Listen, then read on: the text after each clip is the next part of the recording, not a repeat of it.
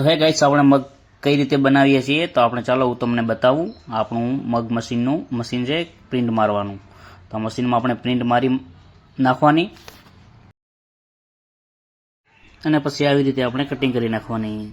જે આપણો મગનો સાઈઝ હોય એ હિસાબે આપણે કટિંગ કરી નાખવાની.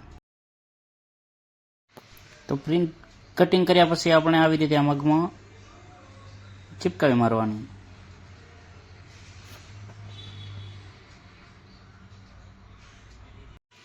અને મગને પછી આપણે મશીનમાં નાખી દેવાનું અને પછી આ મગને લોક કરી નાખવાનું. લોક કર્યા પછી આપણે મશીનને ચાલુ કરી નાખવાનું એટલે મગ હીટિંગ ચાલુ થઈ જાય.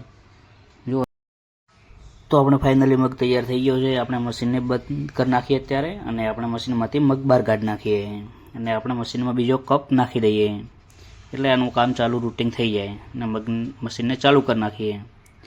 તો આવી રીતે આપણી આ મગ તૈયાર થઈ ગયો છે, તમે જોઈ શકો છો.